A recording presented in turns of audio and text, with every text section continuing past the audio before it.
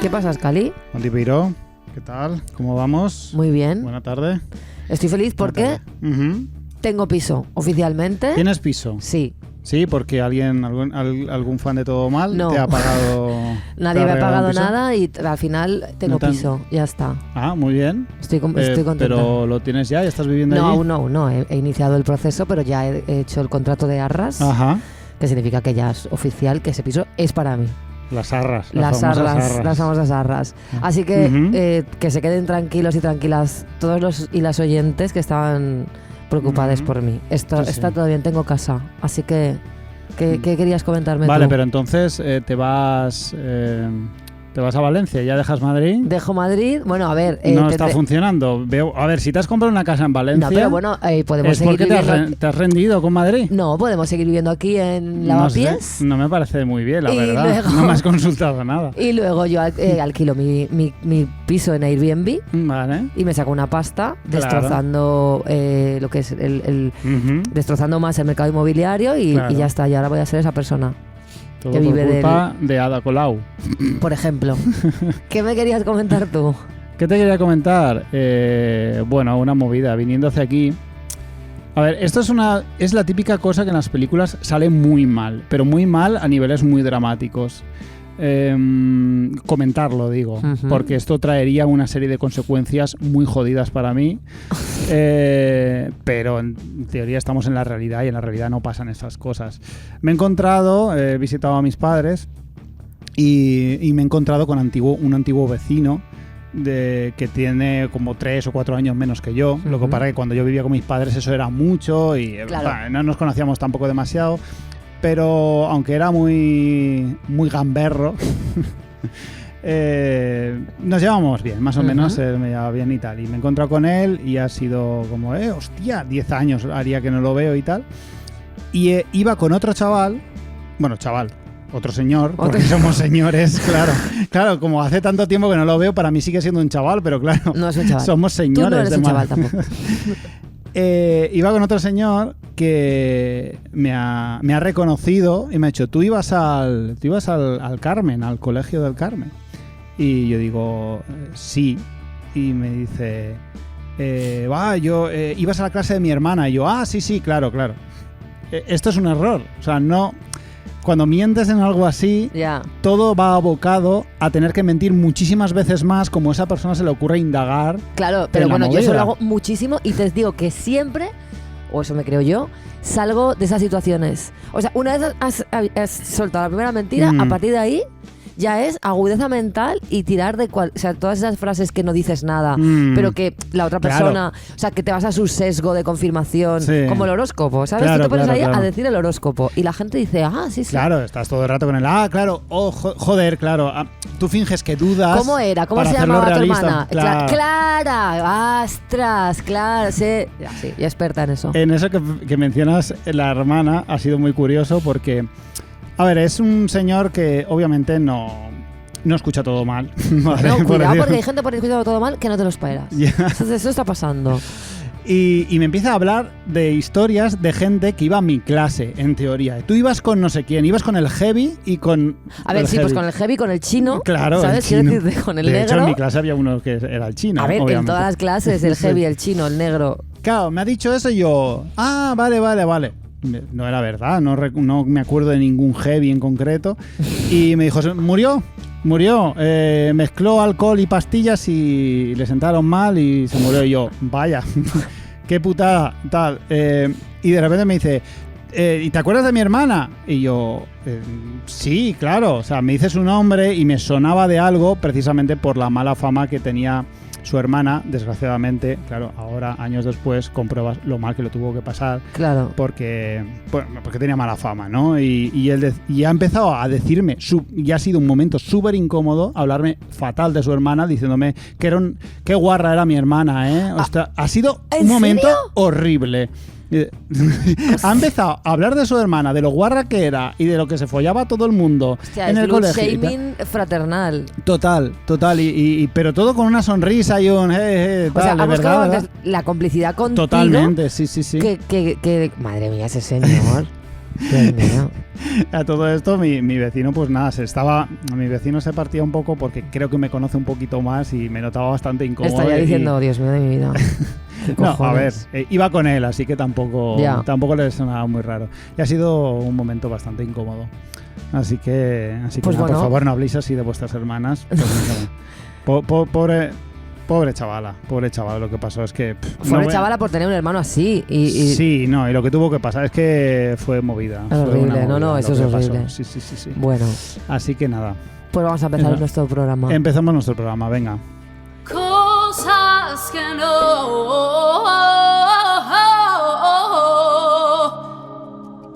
no, coño, que no. Mira, Scaliburcio, ¿tú sabes esa gente que te dice, anímate que de todo se sale? Ya. ¿Qué dius? A ver, dos cositas. La primera, de todo no se sale. De todo no se O sea, sale. hay gente que no ha salido de cosas, ¿vale? No. Entonces, esa frase es mentira. Es Es una mentira. falacia. Sí. De todo no se sale. No se Entonces, sale. no me vengas a mí con falacias. Ujú. Segundo, anímate. Es que vengas a decirle, vale, lo voy a hacer. Ahora, Sí. ya que me has dado una orden, ya que has utilizado este imperativo, ¿me puedes explicar cómo se hace? Detalladamente, los pasos que yo tengo que seguir para animarme. Porque anímate, vale, sí, estoy dispuesta. Quiero animarme. I want to believe. ¿Qué hago? ¿Cuáles son los pasos? Dímelos. Claro, hay un truco que es decir ánimo, no anímate. Claro. Claro, el ánimo es como no es una orden, sino que es un deseo de que exista Completamente el ánimo. impersonal. Claro, o sea, pero es que cuando no puedes hacer nada tienes que recurrir un poco a eso que no molesta tanto. Ánimo, o sea, es deseo que el tengas ánimo. claro, Deseo que el ánimo te venga. introyecte de alguna manera, ¿no? Venga a ti. Pero Exacto. anímate, que de todo Anímate. se sale. Vete a tomar por culo tú, ¿sabes? Hay un montón de cosas de las que no se sale. Es que, primero es que de todo no se sale y eso es, quiero No. decirte, objetivamente. Ujú. Eso que me estás diciendo es una mentira, ¿vale? Pero es que además voy a empezar a decirle a esa gente, vale, detállame, Ujú. ya que me estás dando una orden, detállame el proceso. Sí. Quiero unas instrucciones que seguir. Y yo me animo, ¿eh? Si tú me Claro, dices claro. unos pasos que yo, si los cumplo, me animo, yo los sigo a ¿Tienes rajatabla. el secreto? Exacto. ¿No lo tienes? Déjame en paz. Déjame en paz. Por no me favor, des te lo órdenes. pido. Perfecto. El otro día, y esto ya es mi cosa que no, el otro día compartí en redes que me El sorprendió. otro día que a los- compartí en redes podría ser una Sí, cosa que no. una cosa- porque sí, sí. decir el otro día compartí en redes es cada vez. Sí, es como decir, como empezar a hablar directamente de eso en vez de... No, pero que ya es una cosa como del pasado. El otro día compartí en El redes. otro día- ¿A quién le importa? ¿A qué le importa? Sí, es como... El otro día le grité a una nube. Claro, o es como muchas veces la gente empieza a argumentar que es el otro día yo dije, o es como una amiga me dijo el otro día. No hace, o sea, empieza a decir Claro, eso en concreto, claro. más que esta larguísima introducción. El caso es que compartí en redes que a mis 41 años me sorprendió descubrir que Iruña, lejos de ser una ciudad del País Vasco, era Pamplona. Cosa que no sabíamos nadie. Muy poca gente, excepto los de Los que sean de por allí y los de- los de aledaños. y los aledaños. Me dio un poco de rabia y seguro que algún oyente fue uno de ellos, que más de 3 y más de 4 me dijo, pues San Sebastián es... Donosti. Donosti. Ya, a ver, eso sí que... Eso Eso lo es sabe más como, todo el es verdad mundo. que eso es más de conocimiento popular. Claro. Pero lo de Iruña a mí también me pilló por sorpresa. Iruña, Pamplona. Y mi cosa que no, realmente venía por... los nombres de las ciudades, obviamente, se llaman también a nivel local de otras maneras por los idiomas regionales, ¿no? O sea, en Valencia y Cataluña y en Galicia y tal, las ciudades se llaman de otras maneras. Pero Ajá. que se parecen mucho al castellano, entonces normalmente no, Claro. no tal. Entonces, me parece un poco de venirse muy arriba el Ujú. pretender que todos nosotros nos aprendamos los dos nombres de todas las ciudades Ya. de Navarra y el País Vasco. Ya, Y no, esto no puede ser. ya. Entonces, contrariamente a lo que alguno se puede imaginar, no, vamos a imponer el nombre vasco. Ajá. Y olvidémonos, San Sebastián ya Exacto. no existe. Es Donosti. Pamplona no existe. Ajá. Nada existe. Estaba buscando una cosa porque me he Sí. acordado, pero no me acordaba del nombre, que es que se le llama Ego Euskal Herria a los territorios que comprenden Euskadi Ujú, y Navarra. claro. Entonces se Ujú. le llama Ego Euskal Herria, Ego, me gusta lo de ego, sí. pero con H. Ego, vale. Sí, Porque nada, no- era eso. Por eso se explica que, aunque sea Navarra, Ujú, también claro. tenga su propio nombre. Sí, Eh, es verdad. O sea, pues rollo, Pamplona ya. Tengo que aprender los 2 nombres por cada Sí, porque ciudad. Valencia y Valencia Claro. que le cambia la tilde. Una tilde que se mueve ahí un poquito. Una tilde, porque Valencia no lleva tilde Exacto. y Valencia lleva una tilde. Y ya está. Eso se lo aprende cualquiera. De hecho, es que Claro. Valencia ya no existe, solo es el nombre en valenciano. Claro, claro. Es así, el nombre oficial es en Mm. valenciano. Pues Mm. ya está, acabemos con Pamplona. Claro. O sea, no acabemos con- con todo lo. Acabemos con Pamplona. Pamplona está bien. Pamplona no- es genial, Sí. seguro, pero sí. nada de nombres duplicados que no nos da la cabeza Montipeiró No nos para da. tantas cosas. No Vamos se a puede. ahorrar de donde se pueda. Sí. ¿Queréis vasco? Vasco a muerte. Pero todo lo demás, borrémoslo de todos lados. exactamente, elegid. Original todo mal in the area. Bring you love for all the haters. Ajá. Listen. Movidas interesantes y datos mazo guays para crecer como persona o para fardar. Aprende cosas con Monty en todo mal. Aprende cosas con Monty, alright. Escaliburcio, estás muy equivocado si te crees Uy, que se mal me ha empezamos. pasado a mí la etapa esta de venir a hablar de las profundidades. Ah, muy Porque bien. nada más lejos. Vale, nada más lejos. pero no me digas que estoy equivocado porque yo eso no lo he pensado nunca. Por si acaso, hoy vengo a hablarte de un concepto que me apasiona y que me Ujú. está jodiendo la vida, ¿vale? La intensidad. No, la liminalidad. Uy, madre. Mira, la Es incluso peor que lo que yo podía haberme aventurado. Liminalidad, venga, va. El antropólogo francés Arnold van Gennep acuñó Ven. este término que posteriormente desarrolló el antropólogo Víctor Turner Ajá. para referirse a ese estado o espacio físico que se sitúa entre dos cosas definidas.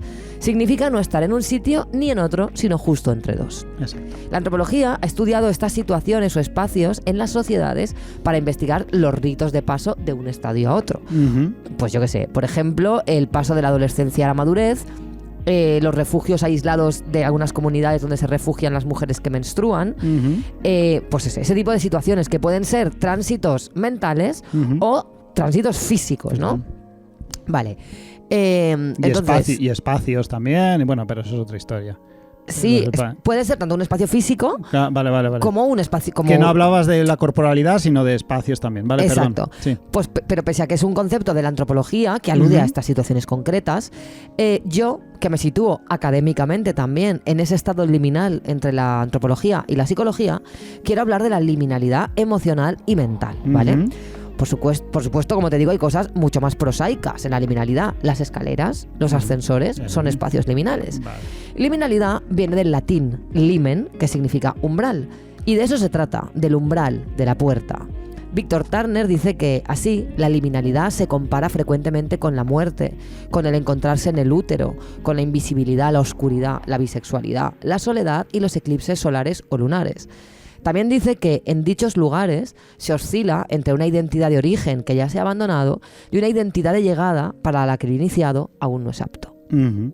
Esto es muy visible cuando en la edad adulta estás en un sitio muy claro, muy concreto, muy delimitado y decides saltar a otro, ya sea un estado mental, sentimental o un lugar físico, un cambio de país, de trabajo, una ruptura. La mayoría de gente te va a hablar de que pronto vas a estar bien, como si el estar mal que sucede casi necesariamente entre ambos pasos fuera sencillamente un lugar de paso. Y es un lugar de paso, casi un no lugar psicológico, Ujú. un sitio en el que nadie quiere quedarse a vivir, la incertidumbre, la incerteza, cuando llegas a un sitio al que no perteneces, pero aún no te has ido mentalmente del sitio en el que ya no estás. Y en ese no lugar, en ese estadio liminal condenado a no ser nada, lo cierto es que te quedas un tiempo. Y es horrible porque cada día quieres salir de él, dejar de no estar en ningún sitio, cruzar a algo firme, sentirte ya integrado en tu nueva situación mental o física. No abrazamos nada bien la liminalidad, la incertidumbre, la posibilidad, la potencialidad, lo que aún no termina de ser nada y por tanto puede ser cualquier cosa. Y generalmente, ante la incertidumbre, si tu cerebro es un poco ansioso, ese cualquier cosa se convierte en un ramo de posibilidades catastróficas a cual peor. Sin embargo, hay todo un potencial oculto debajo de capas de ansiedad en lo liminal, puesto que es el espacio en el que el cambio sucede de manera real, el cambio se materializa ahí, y es ahí donde la libertad nos sucede, con todo lo terrible que puede ser sentirla, porque cuidadito con romantizar la libertad, que un gran poder conlleva una gran responsabilidad, y la libertad puede ser abrumadora y paralizante. Nadie nos prepara para habitar la liminalidad, para entender que la frontera a veces es un hogar, que como Tom Hanks en la película aquella de La Terminal, el no lugar se convierta en lugar, porque hay estadios liminales donde uno necesariamente se queda meses, porque la vida es como es, porque el cerebro funciona como funciona y porque a veces sencillamente hacemos lo que podemos y nos toca avanzar de manera tan lenta que cruzar la frontera es en sí el propio camino. Y cuando la incerteza es lo único que tienes, pues ahí tienes a la ansiedad y al miedo. Yo estoy tratando de repensar mi liminalidad, de resignificarla, de dejar de verla como algo que necesariamente tengo que abandonar para abrazar la idea de que ahora vivo justo aquí, en este terreno incierto. Y lo repienso desde el concepto de heterotopía de Foucault, porque siempre suelo hallar cierta paz en Foucault, porque Foucault me excede, porque no siempre lo entiendo, pero siempre me dice algo. Siempre sospecho que entre la maraña de pensamientos que me sobrepasan hay un mensaje para mí. Las heterotopías son lugares suspendidos entre el espacio y el tiempo, espacios donde las normas son otras, donde la realidad queda cuestionada. El teatro, que es un espacio que representa espacios dentro de ese espacio. Los cementerios, que son lugares donde solo viven los que ya no viven. Las Vegas, una ciudad construida sobre una ficción, sobre una idea preconcebida. Y bueno, que me pongo muy pedante, pero lo que quiero decir es que tiene que existir una manera de habitar la incertidumbre que no sea necesariamente la ansiedad, la tristeza y la desesperación, pero supongo que tienes que ser para ello el puto Dalai Lama. Uh-huh. Entonces, he estado esta semana pensando mucho en eso, uh-huh. Porque yo ahora me he comprado un piso que aún no tengo, uh-huh. Es mío, pero aún no es mío, vivo en una casa que ya no es la mía, pero es en la que vivo, y mentalmente aún no sé cómo va a ser mi nueva vida, pero sí que sé cómo va a dejar de ser. Pero va a dejar de ser de la manera en la que actualmente es, que es la única posibilidad que de momento es real. Entonces, yo a mí misma me noto que tengo muchísima prisa por estar ya en mi siguiente lugar, por estar ya sentada, por habitar la certeza. Y me queda bastante camino para que eso suceda. Entonces, al final, haber estado habitando en este estadio liminal físico y mental, pues no sé, de momento llevo casi 6 meses, pues pueden ser 7, 8 o 10. Porque ese momento en el que tú llegas a tu nueva casa y tu nueva casa es tu casa, pero aún no es tu hogar, porque no sabes ni cómo funciona, ni dónde está la luz, dónde están los enchufes, no sabes cómo funciona el horno y es todo extraño. En ese momento aún no es tu casa y pasa un tiempo hasta que sientes tu casa como tu hogar. Entonces este camino es un camino largo. Y en la edad adulta creo que todos atravesamos estas etapas liminales y todos tenemos prisa por salir de ellas, porque es un lugar que es un no lugar. Y nadie quiere estar en los no lugares y nadie quiere habitar en las incertezas. Pero nos toca hacerlo. Nos toca hacerlo y no sé cómo se hace.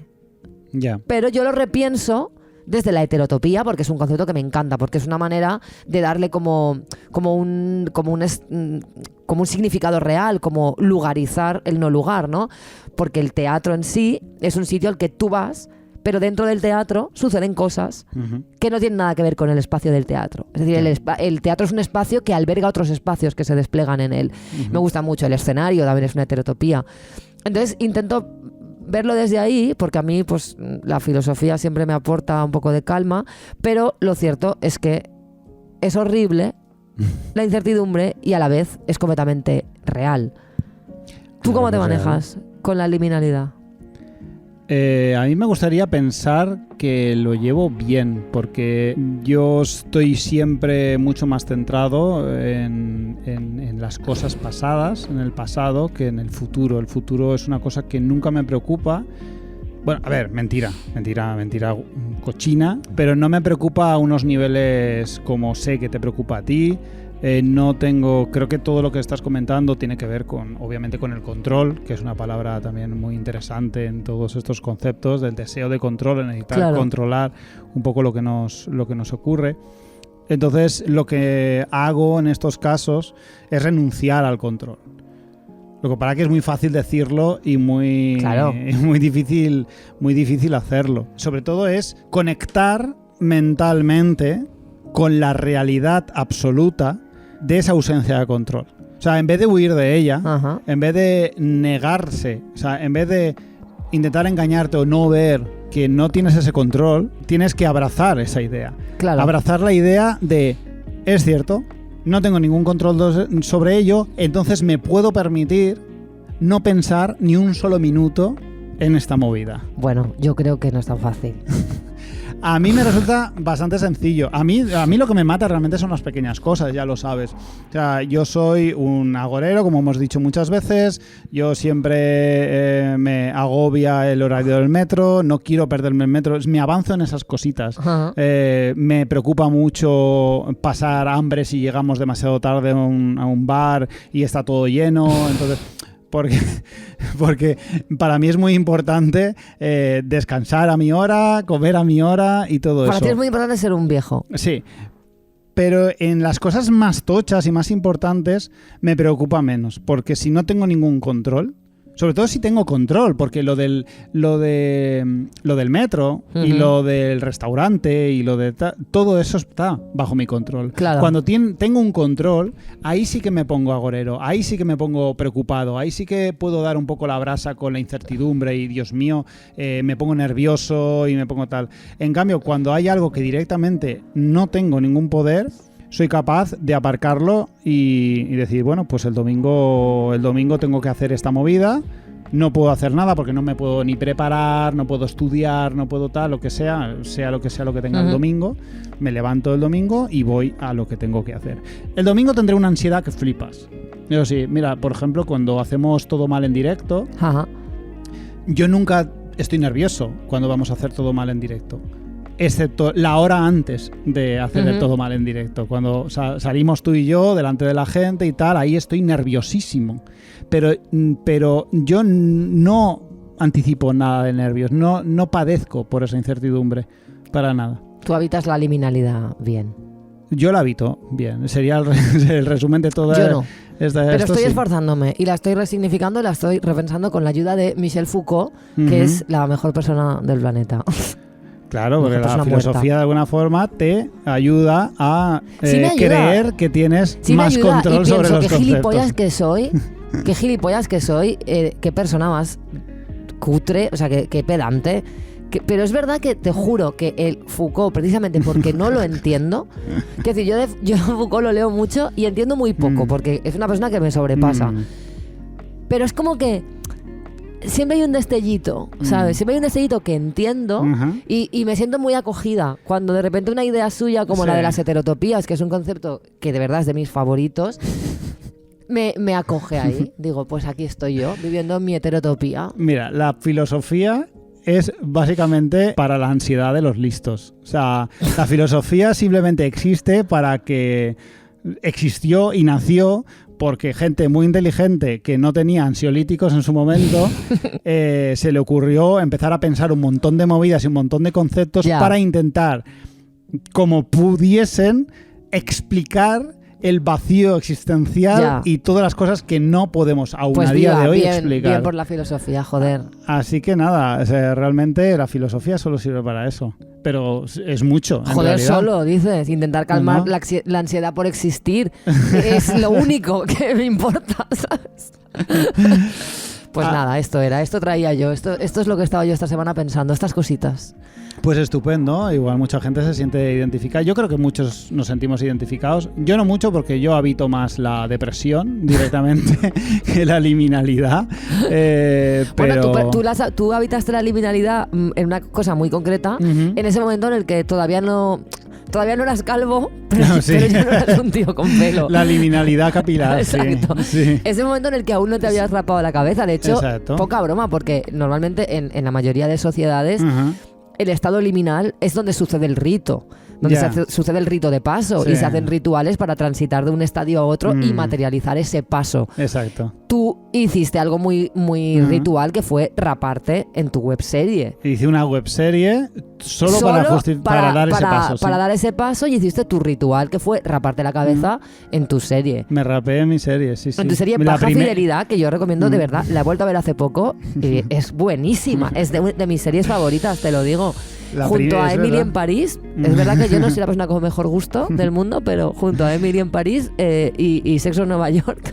Hostia, es verdad, fue la primera vez que me rapé. Sí, es Y eso, o sea, que decir, tú necesitabas salir de la liminalidad en la que estabas. Total. Porque Estaba muy necesitabas ya contenido. o ser calvo o tener pelo, pero una de las dos. Entonces, el plan era, o sea, tú podías elegir entre irte a Turquía o raparte. En tu caso decidiste raparte y hiciste tu ritual para abandonar la liminalidad. Y tengo que decir que no lo habitaste tampoco no se te veía muy cómodo, en esa liminalidad. No, que va. Entonces, a lo mejor, Estoy cuidado. empezando ahora. De hecho, fíjate, tonterías de la vida que ahora mismo llevo puesto una boina. Eso es muy de persona que no ha Claro. que no ha atravesado bien. Pero no me siento... Yo siempre he pensado que, claro, las boinas y todo eso, tipo fito y tipo tal, todo el mundo, obviamente, todo el mundo de mi edad que lleva las boinas son porque se están quedando calvos y lo intentan tapar de alguna manera. Y siempre he pensado eso, entonces siempre me he negado a tapar mi calva. O sea, siempre me he negado, porque no quiero caer en eso. La calva por delante. Claro. Y han tenido que pasar muchos años, muchos inviernos, helándome de frío la cabeza por no llevar boina para que la gente no pensase que eras el típico calvo que no lo acepta. Exacto. Entonces, hasta que no he conseguido por fin aceptar mi calvicie, que ha sido muy recientemente, porque he notado ciertas señales que me han hecho apreciar mi cabeza y cómo soy mi figura actual, me he permitido comprarme una boina y por simplemente fin... porque tenías frío en la Porque puta tengo calva. frío en la puta cabeza. Y estoy más a gusto con tal. Y además que me queda bien. Te queda súper bien. Y joder, qué liberación ha sido por fin dar este paso que para mí ha sido el último. O sea, llevar la boina, en vez de ser en un espacio liminal que está tapando mi calva, está siendo el fin de un ritual. Claro. Así que nada, soy calvo y en invierno me pongo una boina. Genial. Así podía acabar tu sección, Motifrico. Sí, no, está bien.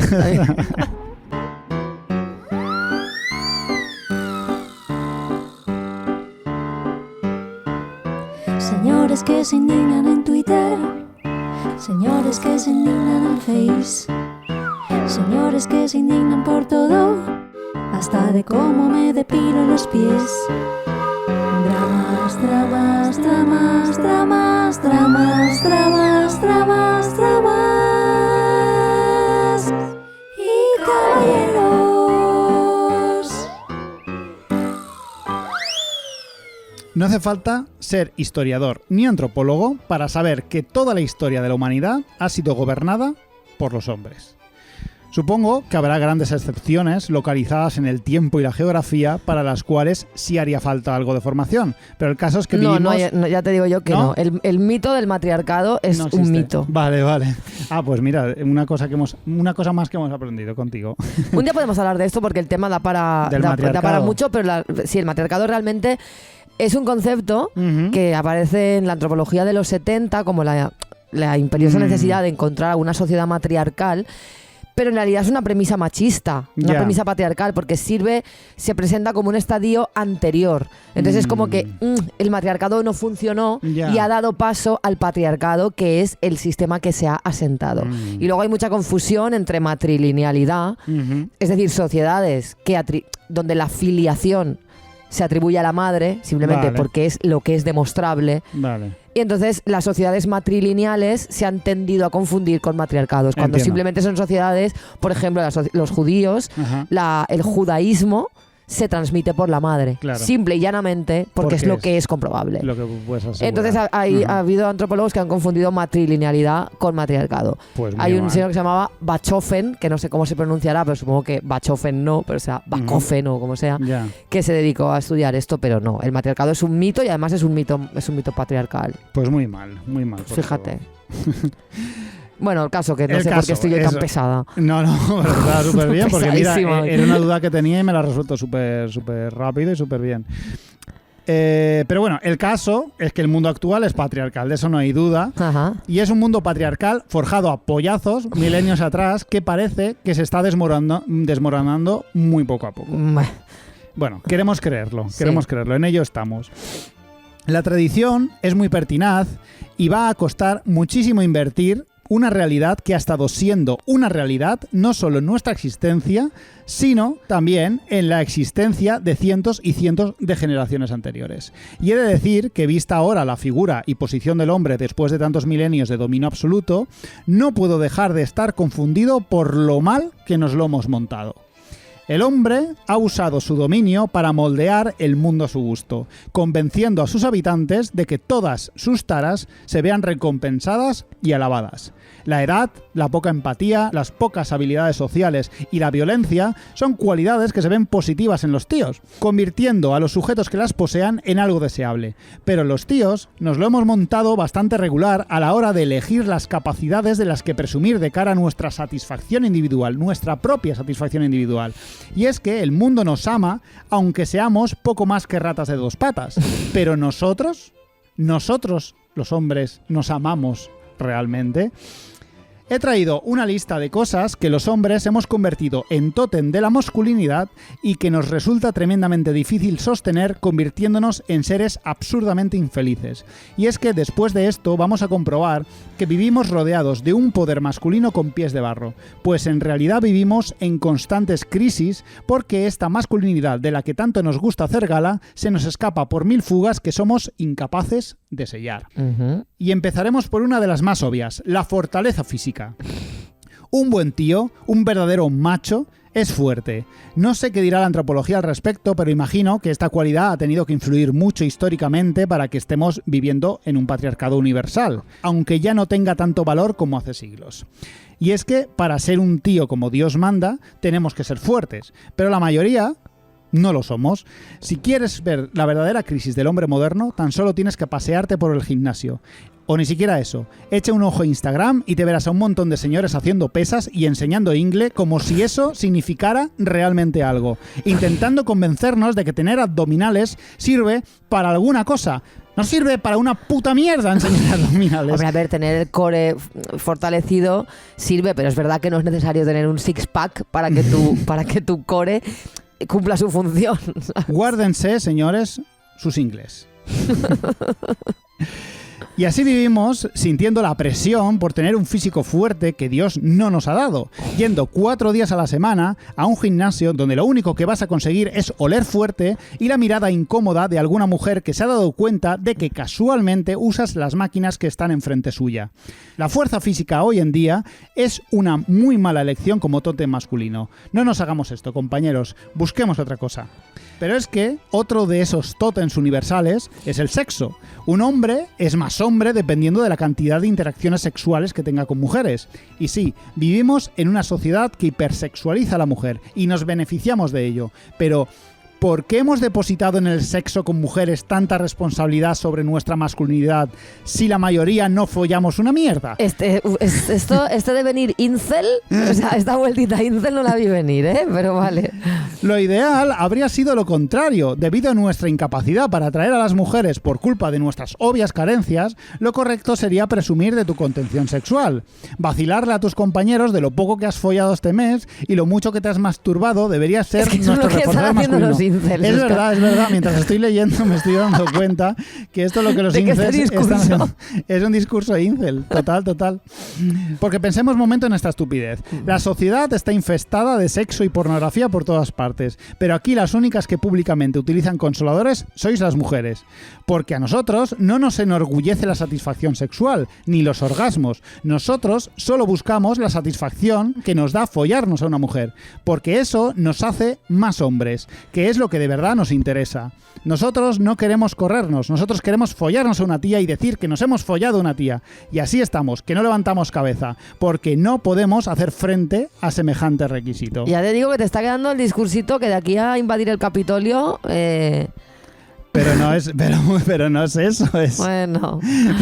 el tema del sexo es que todo en nuestra vida, todo lo que nosotros hacemos gira en torno al sexo y en buscar el sexo, cuando en realidad no se nos da bien encontrar el sexo. Entonces, ¿por qué le damos tanta importancia?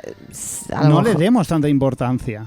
Todo juega en nuestra en contra. No está bien eso. Las mujeres nos estamos acostando con algunos hombres. Con algunos sí, será con 2 o 3 que se lo están llevando todo. Te lo digo ya. Y vamos con otro tótem, el dinero. O si lo preferís, la capacidad de proveer bienes a uno mismo y o a otras personas que te rodean. Esto siempre ha existido, pero actualmente está totalmente desatado. Los gurús financieros, el coaching de mentalidad de tiburón y el auge del neoliberalismo económico nos ha hecho pensar a los tíos que si de verdad queremos ser auténticos hombres, unos true Apex Predator, lo que tenemos que hacer es tener mucha pasta, coches y una mujer a la que colgarle regalos encima para demostrar lo que somos capaces de proveer. Y claro, el problema es que la mayoría de hombres no tenemos un puto duro. En el instituto era un poco más fácil porque con unas zapatillas de marca y una scooter ya fronteabas un poco. Frontear es una palabra que he aprendido de la gente joven. Sí, y que hay que decirla de vez en cuando y ya está. Pero para ir de millonetis con más de 30 años no es nada fácil. Y como parte de nuestra masculinidad depende de esa sensación, estamos bastante jodidos también en ese aspecto. Hagamos que no tener un duro y vivir dignamente levante la nueva masculinidad. Es que parecemos tontos, que el mundo es nuestro, cambiémoslo, joder. Y acabo de hablar de gente joven y eso nos lleva a otro tótem. La juventud y la salud. Ajá. Es cierto que los tíos hemos convencido desde tiempos inmemoriales a las mujeres de que lo que a vosotros os gusta son los señores entre 40 y 50 años no muy atractivos. Pero lo que nosotros mismos valoramos en un tío es su energía física y su juventud, sus capacidades atléticas y el estar de aquí para allá. Un verdadero hombre siempre es suficientemente joven para no quedarse nunca atrás, ni física, ni psicológica, ni intelectualmente. Cualquier cosa que nos haga sentir viejos, lentos o torpes nos hace automáticamente menos hombres. Por eso nunca nos verás preguntar dónde está una calle. Y cuando salimos de fiesta, eso que le gusta tanto a Piqué, nos quedamos de pie junto a una columna sosteniendo el cubata para no evidenciar que no sabemos bailar y no sabemos divertirnos. Y jamás iremos al médico voluntariamente. Ir al médico implica aceptar que no estás en tus plenas facultades físicas y eso es una mancha en tu hombría. Así que olvídate. Quizá si ese termómetro marca 41 grados y me insistes mucho, vaya a ver al doctor. Y bueno, ¿qué hablar del pelo? Que ya hemos hablado antes. El pelo es masculino, por eso no queremos verlo en las mujeres. Es una cosa nuestra, y en él depositamos gran parte de nuestra identidad, y a la mitad de nosotros se nos cae cuando cumplimos 30. Y ahí andamos todos, haciendo cola en el aeropuerto para viajar a Turquía. Y tenemos los aviones llenos de señores con la cabeza vendada porque somos incapaces de aceptar que el pelo se cae y no vuelve. Y lo de siempre, hemos convencido a la sociedad de que los calvos son sexys, pero es que es una movida que nosotros no nos creemos y nos hace estar en crisis gigantescas. Y luego están los tótems menores, como el fútbol. Ser aficionado de un equipo refuerza nuestra masculinidad y nuestras relaciones sociales, pero a no ser que seas del Madrid, te pasas llorando más de la mitad de fines de semana porque tu equipo es una puta mierda y tu autoestima está siempre hecha un desastre porque la has basado íntegramente en un supuesto sentimiento verdiblanco, blanquinegre o lo que sea, que solo te recuerda que eres un puto perdedor hasta en las cosas en las que no tienes que hacer nada. Que hay miles de señores que se pegan como en el prólogo de 2001, una odisea en el espacio, porque son de un equipo y no del otro. ¿Por qué los hombres no elegimos ser forofos de los patos de cualquier estanque y celebramos cada vez que comen el pan que les tiramos? Que es siempre. Que no hay que tirarles pan porque no se les sienta mal, pero bueno. Exacto, no hay que hacerlo, no lo hagáis.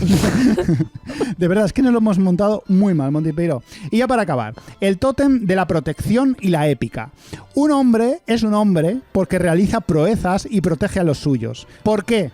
¿Por qué no nos lo ponemos fácil y hacemos que ser muy macho sea dejar vulnerables a todos nuestros seres queridos? Que pues, por otra parte es lo que, es lo que se hace a nivel emocional. Porque al fin y al cabo es lo que vamos a conseguir. Porque aparte de que los cuidados es algo que a nosotros nos toca de lejísimos, difícilmente estará en nuestras manos proteger nada si ni siquiera podemos protegernos a nosotros mismos en un mundo hostil donde pasan cosas malas constantemente. Dejemos de soñar con que nos peleamos con malhechores que atacan a nuestra amada y ella en agradecimiento nos chupa la polla. Dejémonos de narrativas llenas de no dejaré que te pase nada y el conmigo estás a salvo, que es un auténtico cáncer para nuestra masculinidad. Reivindiquemos en su lugar el haré lo que esté en mi mano, no prometo nada, pero al menos intentaré que la causa de tu desgracia no sea yo mismo. Y hay muchas cosas más que no puedo, pero no voy a mencionar porque no puedo eternizarme. Pero el caso es que en resumen diré que sí, los hombres os hemos convencido a todos de que lo bueno y lo guay es lo nuestro, pero es que lo nuestro ni siquiera es lo nuestro. Y al final tenemos una sociedad patriarcal donde todo el mundo se ha quedado fuera. Y bueno, tampoco es de extrañar este despropósito porque conseguir semejante proeza solo ha sido posible bajo los mandos de, sí, un hombre. Es curioso, sí. Es verdad que las propias exigencias patriarcales dejan fuera a un montón de tíos. Y es ahí donde suceden cosas como los men going on their own way o los incels y tal, claro. que son tíos que en realidad se están rebelando contra el patriarcado, pero No ellos creen que se están rebelando contra las mujeres. Es muy fuerte. Y es increíble porque de verdad que es verdad que el patriarcado es salvaje hasta con los propios hombres, porque premia a un grupo muy concreto de hombres que son los líderes y son los que tienen el dinero, los que tienen la juventud, la belleza, el éxito y demás, pero la gran mayoría de hombres de a pie están muy frustrados por no poder alcanzar los estándares de la propia masculinidad, pero culpan a las mujeres. Total. En lugar de darte cuenta de que no son las mujeres, de que es el puto patriarcado. Es ese pequeño chip que no han conseguido. Ese pequeño que te separa a ti de un incel, en realidad, ¿no? Claro, efectivamente. Pero es curioso, la verdad es que es bastante curioso. Lo mal que nos lo hemos montado, porque claro, si fuera cuestión de todos nosotros, sería como más, o sea, si pudiéramos ponernos todos de acuerdo, sería como, tíos, vamos a sentarnos un momento porque nos lo estamos montando muy mal, que estamos pasándolo muy mal con todo esto. Vamos a dejar de odiar a la gente equivocada. Claro. Acá, las mujeres. y cualquier minoría que no sea un hombre cis hetero, claro. Claro. Estoy un poco decepcionado con toda mi intervención porque no ha acabado reivindicando el comunismo ni nada parecido, porque era la consecuencia lógica, en realidad, lo estoy pensando ahora. Es que en realidad, claro, todo esto es clase. En realidad. No solo es clase, son muchas cosas, pero claro que hay un componente de clase, por supuesto. Nos han engañado a todos, hemos sido engañados y esto no puede va ser. bien. Tíos, vamos a poner un poco de orden aquí, por favor. Bueno, ¿pero esto qué es? ¡Viva Honduras! ¿Pero esto qué es? ¿Qué está diciendo puta? Me llama a mí sin ser nada de eso. Bueno, ¿pero esto qué es? Me cago en todo un muerto, desgraciado. ¿Pero esto qué es? El libro de declamaciones. Esas bandas de música o artistas que ponen cuando anuncian algo, cuando anuncian un concierto, cuando anuncian un disco, una portada, lo que sea, y te ponen ¡zas! O te ponen ¡boom! Que es como... ¿Qué pasa? O sea, es como que a ellos mismos les sorprende, les motiva tanto, ¿sabes? Que como que tienen que hacerlo saber que es lo mejor, ¿no? El anuncio es la hostia y, vamos, lo van a petar. O sea, lo veo como un poco de flipaos. Ahí lo dejo. Bueno, gracias Mireia por mandarnos esta declamación tan necesaria, que es efectivamente los grupos de música que se piensan que sus noticias le importan a alguien. ¡Boom! Bueno, vais a sacar otra maqueta. Genial. Ya, a ver, es que claro, es que pues los grupos de música, pues... ¡Wow! Hemos cambiado el bajista. ¿Me la suda? La putada es que, claro, muchas bandas de música son como empresas que conoce cinco personas. Entonces, claro, a veces suena muy raro cuando utilizan ciertos lenguajes de marketing que utilizan empresas grandes o tal. ¿Ibas a decir de mercadotecnia, que es una palabra súper guay? No, iba a utilizar merchandising, pero no tenía que... pero al final me ha salido marketing. Y claro, suena muy raro cuando alguien muy minoritario utiliza un lenguaje de marketing que funciona a ciertas escalas. No tiene mucho sentido. Yo creo que todo lo que sea promo de cosas pequeñas, creo que tiene que venir desde la verdad. Tiene que venir desde la verdad. Es que no puede ser de otra manera. Tienes que ser sincero, tienes que ser personal, desde la verdad y desde lo personal. Claro. Como creo que nosotros hacemos con Todo Mal, aunque tampoco es que hagamos nada del otro mundo con la promo y tal. De hecho, yo me siento muy incómodo siempre con ciertas promos que suenan. Una vez hicimos un sorteo, por ejemplo. Sí. Se me hace raro. Son cosas que se me hacen raro. Que me parece bien que se haga y lo hacemos, pero se me hace raro. Se me hace extraño hacer algo que no me suena tan personal, ¿no? Claro. Yo creo que ahí, a través de lo personal, de lo natural y simplemente, hey, soy yo, tengo este proyecto, os comparto este vídeo o este audio que me apetece y, claro, y ya está. Y no intento convenceros de qué es lo que más deseáis en esta vida. Claro, ¿no? conocer el nombre de nuestro nuevo batería. Exacto. Es que claro, pues eso.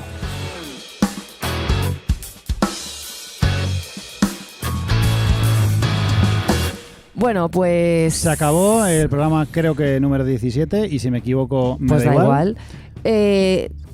¿Qué? La movidita del Patreon, como siempre, patreon.com/todo Exacto. mal, entráis ahí, desde 2 euros al mes, nos dais vuestro dinero. Esta vez vamos a ser breves, pero por favor, haceos Patreons, que ya os ¿Se ha vale. metido alguien esta semana o no? No, esta semana no. No. No. Uy, estamos para abajo ya, ¿eh? Estamos cuesta abajo, así que haced el favor. Anunciamos la gente que se dé de baja de Patreon, estaría guapísimo. Sería horrible eso, es Hostia, a muy mí me haría feo. mucha risa, o sea, porque realmente nosotros no tenemos rencor ni odio hacia la gente. Los anunciamos que y se de va. fondo ponemos Rata de 2 patas, de Hostia, Paquita qué la del bueno. barrio. Me Sería hace horrible. mucha ilusión No, hacer eso es eso. bullying. Nada, No lo vamos a hacer, no lo vamos a hacer. Bueno, nos vamos a ir con una canción que acaba de salir, Ajá. Moitere, que es un dúo formado por Moisés Bautista y Tere Núñez. Muy bien. Vale, Tere Núñez es una de las mejores músicas con las que yo he tenido el placer de tocar. Ella estuvo hace un montón de años en Presuntos Implicados y ha sido bajista, guitarrista, corista, Ajá. banjista, arreglista, productora de un montón de gentes, de estas músicas de sesión que están ahí en la sombra detrás de muchos artistas, pionera absoluta, y además es una mujer encantadora con un talento desbordante, y acaba de sacar esta canción que se llama Contradicción. Perfecto. Y como dúo, ya te digo, Moitere, y esto es un temazo. Y la semana que viene más y o peor. Si te dije en un momento de sed, de este agua no beberé. Al pasar el tiempo voraz contradice toda intención. Es nacer tu contradicción. Quiero que sí, luego va a ser que no. digo tengo que, pues mañana lo haré y vuelta a empezar. Sigue la contradicción. Como quien contempla una puesta de sol. Pasan años y sigo aquí. Como asiento me vale mi propio boicot. Una buena coartada. Es crecer tu contradicción. Quiero que sí, Luego va a ser que no. digo tengo que, pues mañana lo haré Y vuelta a empezar. y se me dio la vuelta la intención. Y se me dio la vuelta y sin razón. Y es que del dicho al hecho hay mucho trecho. Y me lanzó al rescate de mi voluntad, que en el último intento se fue al garete en un túnel que no ve el final. ¿Dónde está el primer paso? Es crecer tu contradicción. Quiero que sí, Luego va a ser que no. digo tengo que, pues mañana lo haré Y vuelta a empezar. y se me dio la vuelta la intención. Y se me dio la vuelta y sin razón. Y es que del dicho al hecho hay mucho trecho. Y se me dio la vuelta la intención. Y se me dio la vuelta y sin razón. Y es que del dicho al hecho hay mucho trecho. Y se me dio la vuelta. Se me dio la vuelta. Y es que del dicho al hecho hay mucho trecho. Quiero que sí, Aunque sea al final. voy a la de 3 y no puedo arrancar. No puedo arrancar.